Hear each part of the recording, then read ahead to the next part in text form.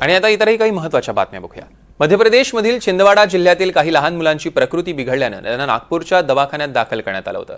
आतापर्यंत मध्य प्रदेश आणि महाराष्ट्र असे मिळून 19 लहान मुलांचा मृत्यू झाल्याने नागपूर महानगरपालिका वैद्यकीय आरोग्य अधिकारी डॉक्टर दीपक सेलोकर यांनी सांगितलं आहे। महाराष्ट्रातील बालकांना दूषित कोल्ड्रिंक कफ सिरपचं त्यांचं सेवन झालेलं नाहीये। मल्टिपल ऑर्गन फेल्युअरमुळे या रुग्णांचा मृत्यू झाल्याचं चौकशीत पुढे आलंय। या संपूर्ण प्रकरणाची चौकशी करण्यासाठी एनसीडीसी दिल्लीची टीम नागपूरला येणार आहे असं डॉक्टर दीपक सेलोकर यांनी सांगितलं आहे। त्यांच्याशी बातचीत केली आमचे प्रतिनिधी प्रवीण मुधोळकर यांनी। आपल्यासोबत नागपूर महानगरपालिकेचे आरोग्य अधिकारी डॉक्टर दीपक सेलोकर आहे। सर, आतापर्यंत 19 जणांचा लहान बालकांचा मृत्यू झाला आहे।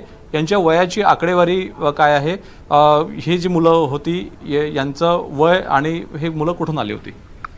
आमच्याकडे जे रिपोर्टेड टोटल 19 डेथ्स आहेत त्याच्यापैकी 13 डेथ जे आहेत ते एम पीचे आहेत, छिंदवाडा डिस्ट्रिक्ट आणि सिवनीचे आहेत आणि बाकी रिमेनिंग महाराष्ट्रातले आहेत। Most of the age group हा लेस दॅन 16 इयर्स हा एज ग्रुपचा आहे। काही 0 to 5 इयर्स, 5 to 10 इयर्स आणि 10 to 15 या एज ग्रुपचे सगळे रुग्ण आहेत। सर, या संपूर्ण प्रकरणामध्ये दूषित हे सगळं सिरप जे आहे झालं होतं, याच्यामध्ये जे घटक द्रव्य वापरले जातात, कोणत्या कारणामुळे हा जो लॉट होता हा लॉट विषारी झाला?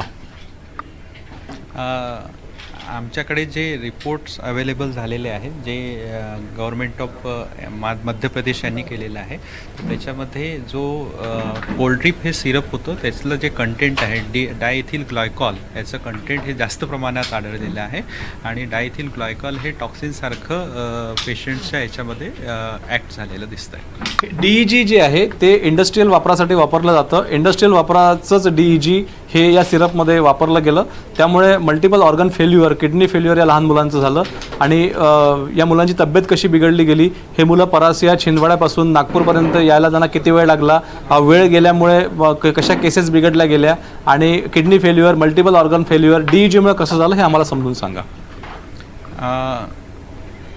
याच्यात प्रिलिमिनरी इन्व्हेस्टिगेशन्स त्यांचं सुरू आहे। जे आमचे दिल्लीचे 1-2 टीम्स आलेले होते त्यांनी तिथे जाऊन इन्व्हेस्टिगेट केलं होतं। त्यांच्या डिस्कशनमध्ये असं आढळलेलं आहे की पेशंटला जो हिस्ट्री ऑफ फीवर किंवा कफसाठी पेशंट पहिले प्रायव्हेट प्रॅक्टिशनरकडे गेलेला असेल आणि तिथूनच फार्मसीतर्फे ते परचेस करण्यात आलेलं। त्यावेळेस त्यांचे वेगवेगळ्या औषधी त्यांना देण्यात आलेल्या आहे। त्याच्यात वन ऑफ द कंटेंट हे कोल्ड्रिप्स आहे आणि त्यानंतरच पेशंटला ॲन्युरिया डेव्हलप झालेला आहे आणि रिनल शटडाऊन त्या पेशंटचं झालं, त्याच्यानंतर कन्व्हल्शन्स। तर GMCला जे पेशंट्स ॲडमिट झालेले आहेत ते अशा पद्धतीचे पेशंट्स छिंदवाड्यातून GMCला ॲडमिट झालेले होते।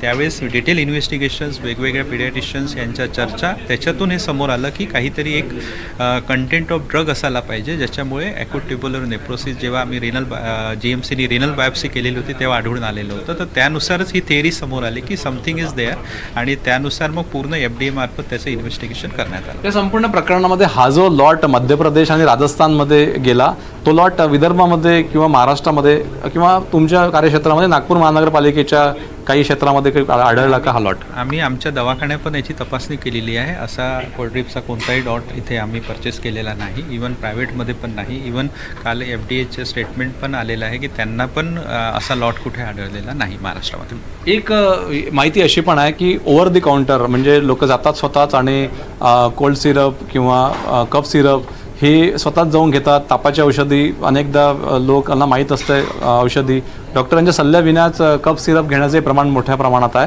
नागपूर महानगरपालिकेची ॲडवायझरी काय आहे की अशा पद्धतीनं कोणी स्वतःच जाऊन फार्मसीमध्ये अशा औषधं घेऊ नये?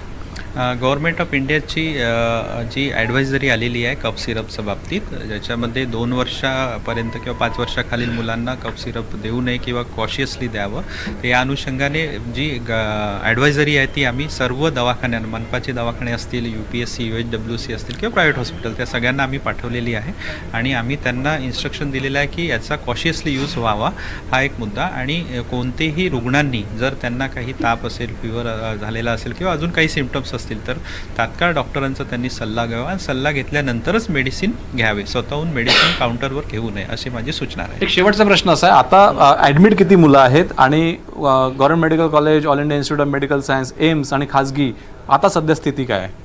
आता आपल्याला लक्षात आलेलं असेल की हा जो पोल्ट्रीमुळे जो इश्यू झालेला आहे ते सगळीकडे एम पीमध्ये बॅन झालेला आहे, तिथूनच केसेस आलेल्या होत्या. तर आमचा अंदाज आहे की आता थोड्या केसेस कमी होतील, कारण ॲडमिशन पण आता नवीन ॲडमिशन दिसत नाही. आजच्या डेटला आपल्याकडे टोटल 12 पेशंट्स ॲडमिट झालेले आहेत, ज्याच्यामध्ये GMCमध्ये 5 पेशंट ॲडमिट आहेत, एम्सला 2 पेशंट्स आहेत, new health city, colours hospitals आहे, लता मंगेशकर हॉस्पिटल्स आहे आणि गेटवेल हॉस्पिटल, इथे प्रत्येकी 1 पेशंट सद्यस्थितीत ॲडमिट आहे. धन्यवाद. व्हिडिओ जर्नलिस्ट विनय शुक्लासह प्रवीण मुधोळकर, NDTV मराठी, नागपूर.